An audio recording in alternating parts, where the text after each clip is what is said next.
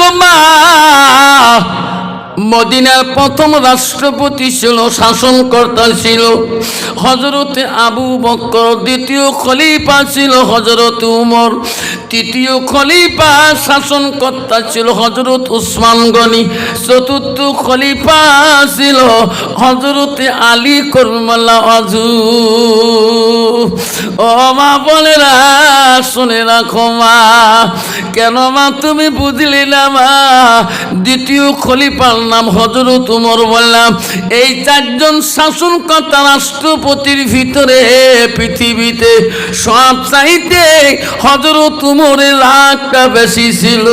ওনার কাছে কোনো কথা ছুটে চলবে না, তার সাথে তর্ক বিতর্ক করলে সঙ্গে সঙ্গে তরোয়ালটা টানিয়ে আগে বের করত। তার কাছে কথা বললে সাবধানে চিন্তা ভাবনা করে কথা বলতে হবে। হযরত উমর রাগ বেশি ছিল। যে রাস্তা দিয়ে হযরত উমর চলে গেছে দিনের বেলায়, সেই রাস্তায় 40 দিন পর্যন্ত শয়তান আর উঠতে পারে না। যেরকম সুবহানাল্লাহ, যেরকম সুবহানাল্লাহ। কন্ত বাবা আমার মতন মুসলমান যদি রাস্তা দিয়ে টুপি মাথা দিয়ে যাই, পিছনে শয়তান দেখায়, দোস্ত দাঁড়া এক কাম না চা খেয়ে যা। ঠিক না বেঠিক? কে দাঁড়ায় বা? ইমানের কমজোরি। হযরত উমর যে রাস্তা দিয়ে গেছে, একদিন 40 দিন পর্যন্ত সে রাস্তায় শয়তান উঠতে পারেনি। তার ইমান কতটুক ছিল? বিশ্ব রসুল তার বেটি, তার স্ত্রী হযরতে মা আয়েশা আম্মাজান একদিন নবীকে বলে, ওগো নবী, পৃথিবীতে সবচেয়ে নেকি কার বেশি হবে?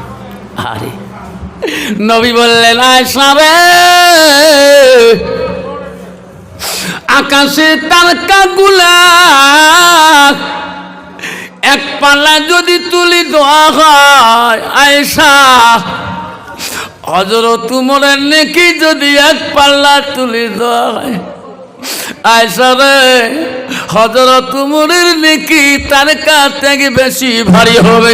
যেরকম সুবহানাল্লাহ।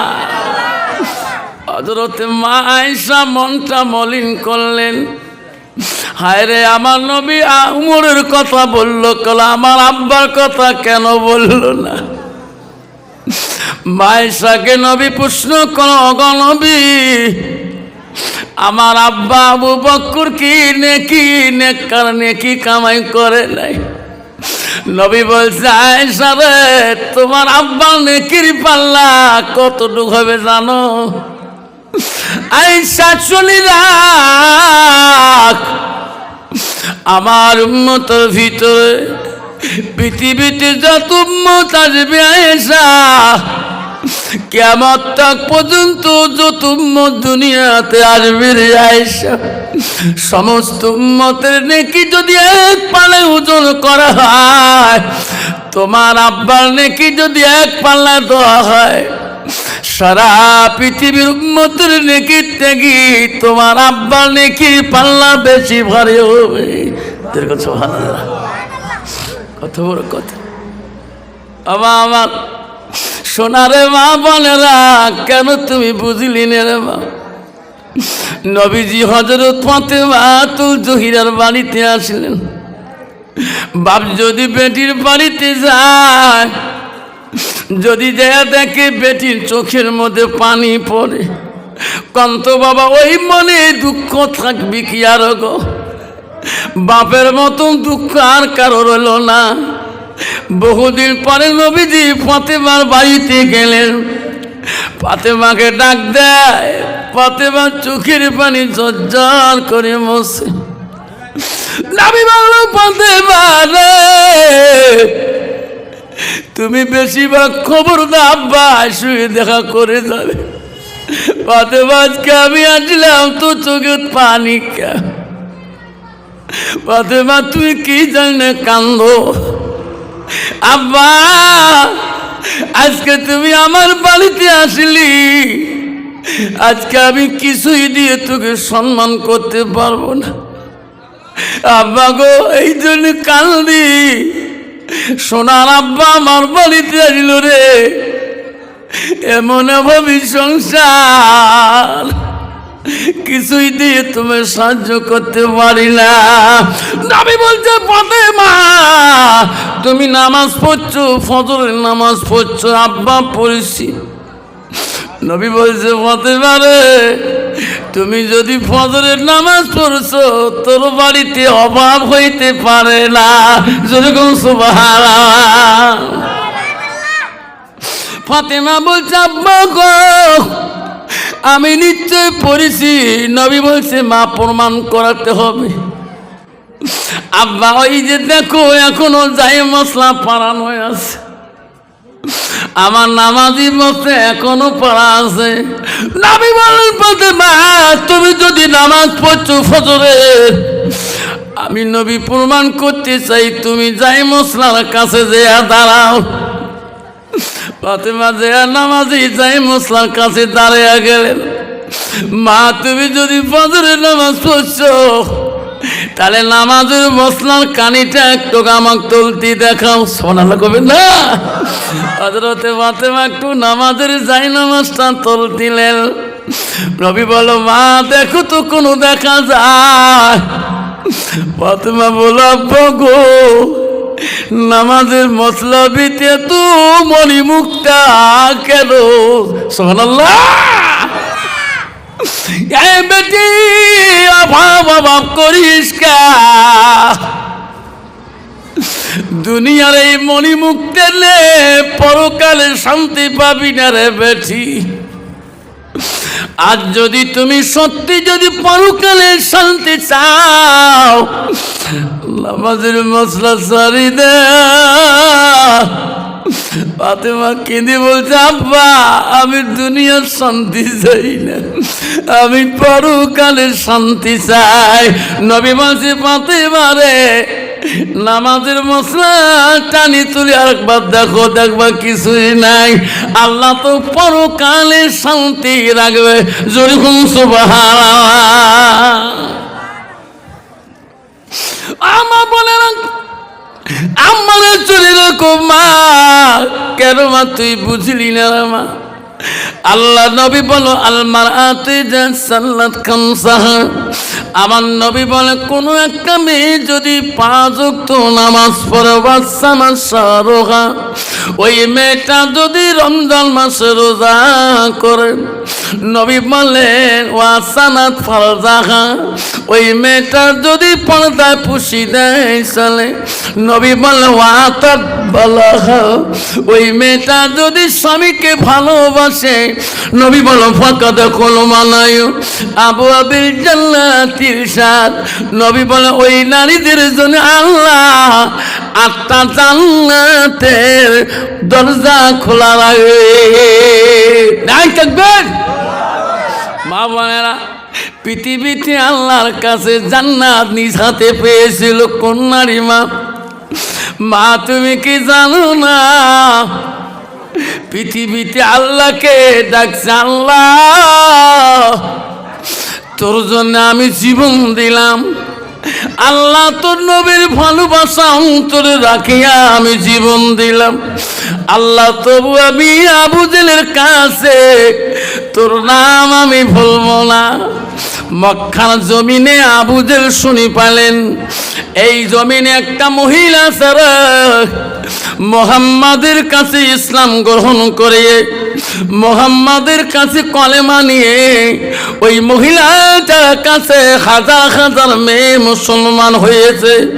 আবু জেল তার মৌতিনীকে বলল রে মৌতিনী কে গো আমার মক্কার জমিনে কোন মহিলা ওই মুহাম্মাদের কাছে কলেমা পড়ে নিয়ে হাজার মুসলমান মেয়ে বানাইতেছে, ইসলামের দাওয়াত দিতেছে, সেই মহিলাটার খবর আনিয়া দাও। খবর পেয়ে গেলে ও মদিন মক্কা বাদশাহ বুঝেন আপনি জানেন না কয় না সুমাইয়া নামে একটা মেয়ে আছে। সুমাইয়ার কাছে ওই মুহাম্মাদের কাছে সুমাইয়া কলেমা পড়ে মুসলমান হয়েছে। এই সুমাইয়ার কাছে হাজার মহিলা যায় দিনী তালিম শিখে কলেমা পড়ি আল্লাহ হুকুম নবীর তরিকায় চলছে। যেরকম সুবহানাল্লাহ। আবু জেহেল মন্ত্রীকে বললো, মন্ত্রী রে, সুমাইয়া নামের মেয়েটা বাড়ি কোথায়? ওই সুমাইয়া নামের মেয়েটার বাড়ি তালাশ করে নিয়ে আসো। আবু জেহেল সেনাবাহিনী চতুর্দিকে খবর নিল। বেঈমান বাদশাকে যা বলল, মহারাজ এই দিকে গেলে সুমাইয়ার বাড়ি পাওয়া যাবে। আবু জেহেল ওই দিল্লি সাথে সেনাবাহিনী নিয়ে সুমাইয়ার বাড়ির গন্তব্য জায়গায় পৌঁছে গেলেন। ওই টাইমে আবু জেহেল বেঈমান বলে, শোনো, সুমাইয়াকে আবু জেহেল নাম ধরে ধরে ডাকছে, সুমাইয়া রে, দরজা খুলে দে, আমি মক্কার বাদশা আবু জেহেল এসেছি। সুমাইয়া ওই সময় নামাজের মসলায় বসেছিল। নামাজের মসলায় যদি কেউ বসে বাবা, ওই মেয়েটা শুনে দিতে পারে না, নিজের স্বামীও ডাকলে শুনে দিতে পারে না। ঠিক না ঠিক? মেয়েরা যখন নামাজ পড়বে, যদি তুমি কোনো কারণে দেখাও মাইয়ার মাও, ময়নার মাও, ও তো নামাজই আছে, শুনে দেয় না কে? যদি বেটি বাড়ির থেকে কাব্বু মা নামাজ পড়ে, তখন তুই সাইলেন্ট হয়ে যাবো। ঠিক না ঠিক?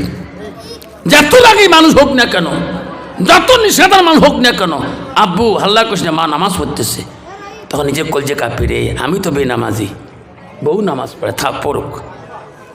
সুমাইয়াকে ডাকতেছেন আবু জেহেল, সুমাইয়া দরজা খোল। সুমাইয়া নামাজে, দরজা খুলতে পারে না। বেঈমান আবু জেহেল রাগ বেশি রে, এক ডাকে দুই ডাক দেওয়ার পরে যখন দরজা খোলে নাই, বেঈমান আবু জেহেল দরজার মধ্যে এমন লাথি মারলেন, এক লাথিতে দরজা গুড়ামোড়া করে দিলেন। আবু জেহেল ঘরের ভিতরে ঢুকিয়া সুমাইয়াকে নামাজের মসলা বসানো দেখলেন। সুমাইয়াকে ওই মাথা চুল হাতের মধ্যে পেশাইয়া আবু জেহেল নিলেন। আবু জেহেল বলে, সুমাইয়া বন্ধ কর, বন্ধ কর, সেই মুহাম্মাদের পূর্ব উপাসনা। সুমাইয়া, তুমি আমাকে চেনো না, আমি মক্কার জমিদার, আমি বাদশা আবু জেহেল। সুমাইয়া রে, বাদ দে তোর এই উপাসনা, মুহাম্মদের ইসলামের গ্রহণ। ও সুমাইয়া, আমি মক্কার জমিদার, আমি বাদশা। সুমাইয়া, তুমি আমার কাছে যা চাইবা তাই পাইবা। সুমাইয়া বলছে, আবু জেহেল রে, তুই এত বড় বেঈমানি করলি, আমার নামাজটা পড়তে দিলি না। আবু জেহেল বেঈমান সুমাইয়াকে মাথার চুল ধরে টানিয়ে বাড়ি করে, আবু জেহেল রে, আমাকে যদি তুই মারিও শেষ করে দিস, আমি নবী মুহাম্মদের ভালোবাসা অন্তর থেকে যাবে না। আমি মাবুদ মাওলার ইবাদত আমি কোনোদিন ভুলব না।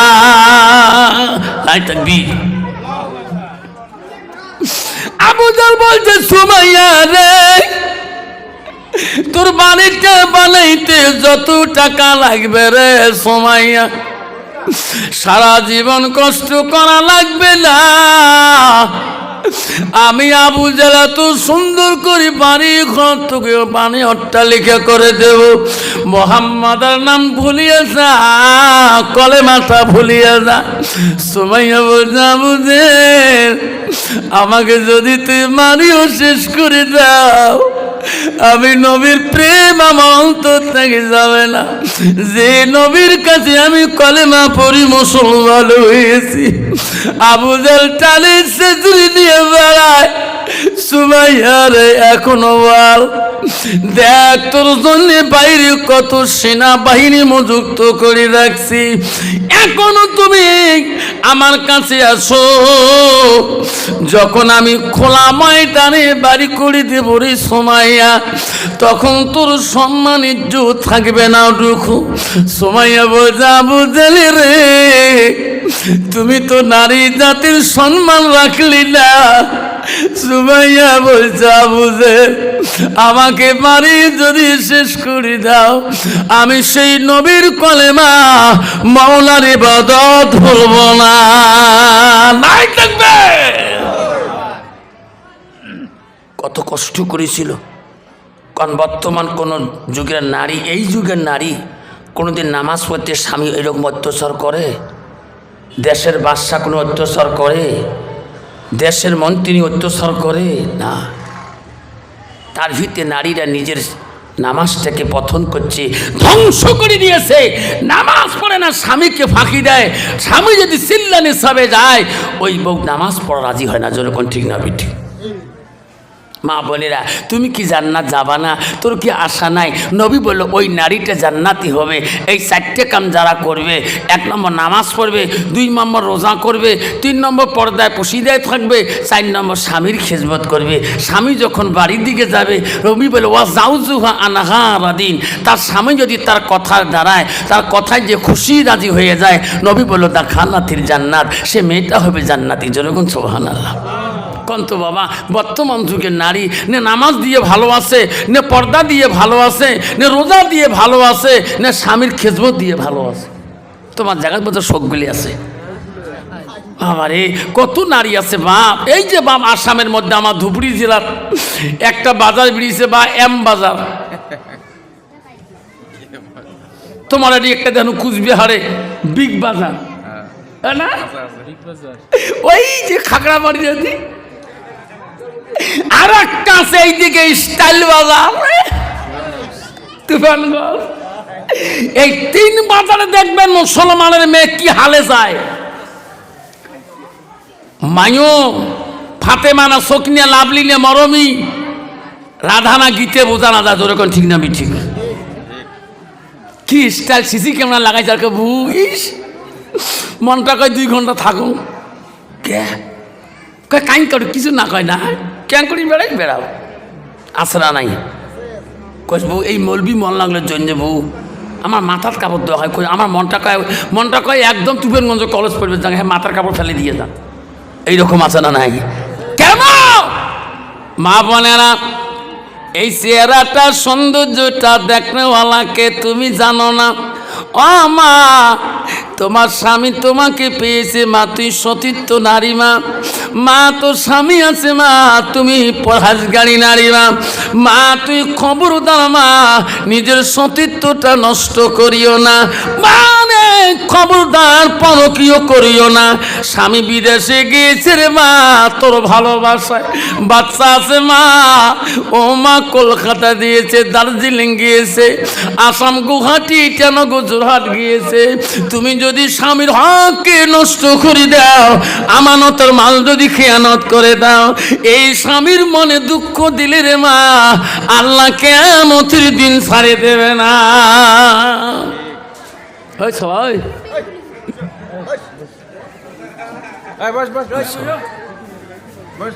মা বোনেরা, আমার নবী বলে যাও জুহান হারা দিন, তোমার স্বামীকে যদি রাজি খুশি করাইতে পারো মারে, তোমার স্বামী যদি খুশি হয়ে যায় তোর কথার দ্বারায়, মা তুমি জানো না গভীর রাইতে যদি স্বামী স্ত্রী 2 জনে ঘরের ভিতরে মধু মিষ্টি যদি গল্প করো মা, গল্পটাও যদি দুনিয়াদারি কথা হয়, আল্লাহ নবী বলে গভীর রাইতে স্বামী স্ত্রী গল্পটা, দুনিয়াদারি গল্পটা আল্লাহ ইবাদতের সঙ্গে গণ্য করে দেয়। সুবহানাল্লাহ। কিন্তু বর্তমান তো স্বামী স্ত্রী গল্প নাই। রাইট হলে ইং থাকে দক্ষিণের খাটো, ইং থাকে পশ্চিমের খাটো। কিরবু তোমরা অ্যাঙ্করি থাকেন, আমি যাই না 3 মাস থাকি কে কমই আও কর। মোর মা কম বংশের মানুষ, তারে বেটি মই। মোর মা মরি গেছে বাবার সাথে, আও করি তারে বেটি মই। ইয়ের মা বলে মরি গেছি, ইয়ে বাবার সাথে আও করে না, তারে বেটি মুই আও করি যাচ্ছি স্বামীর সাথে। 2 স্বামী স্ত্রী ঝগড়া লাগছে, 2 খারত থাকছে, চোর আচ্ছা চোর করবে।